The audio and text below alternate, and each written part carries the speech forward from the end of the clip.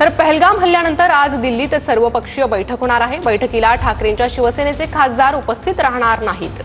अपरिहार्य परिस्थितीमुळे बैठकीला उपस्थित राहू शकणार नाही असं सावंतांनी म्हटलंय। अरविंद सावंतांनी किरण रिजिजू यांच्याकडे दिलगिरी व्यक्त केली आहे। सरकार घेईल त्या निर्णयासोबत ठाकरेंच्या शिवसेनेनं ही भूमिका मांडली आहे। तर काही कारणास्तव ठाकरेंच्या शिवसेनेचे नेते सर्वपक्ष बैठकीत नसणार आहे। अधिक अपडेट घेणार आहोत आमचे प्रतिनिधी निवृत्ती बाबर यांच्याकडून।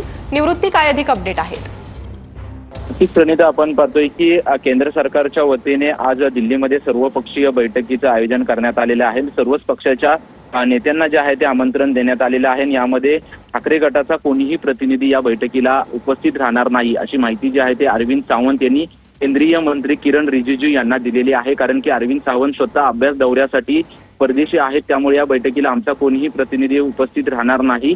त्यामुळे त्यांनी खेद देखील व्यक्त केला आहे। परंतु ज्या पद्धतीने हा हल्ला झाला होता आणि यामध्ये 28 जणांचा मृत्यू झाला, त्यामुळे केंद्र सरकार जो कोणताही निर्णय घेईल त्याला पूर्णपणे आमचा पाठिंबा असेल अशी माहिती देखील अरविंद सावंत यांनी दिलेली आहे। सर्वपक्षीय बैठकीला अनेक राजकीय नेते जे आहेत त्या बैठकीला उपस्थित राहणार आहेत आणि कशा पद्धतीने या बैठकीमध्ये केंद्र सरकारच्या वतीने काय नक्की निर्णय घेतला जाणार, कशा पद्धतीने चर्चा केली जाणार याची माहिती जी आहे ते या बैठकीमध्ये दिली जाणार आहे।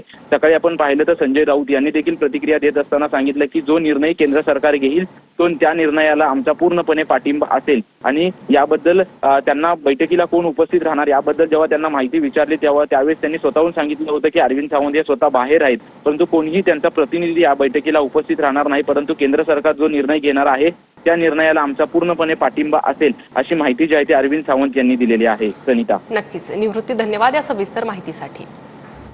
तर पहलगाम हल्ल्यानंतर आज दिल्लीत सर्वपक्षीय बैठक होते। बैठकीला मात्र ठाकरेंच्या शिवसेनेचे खासदार उपस्थित राहणार नाहीये।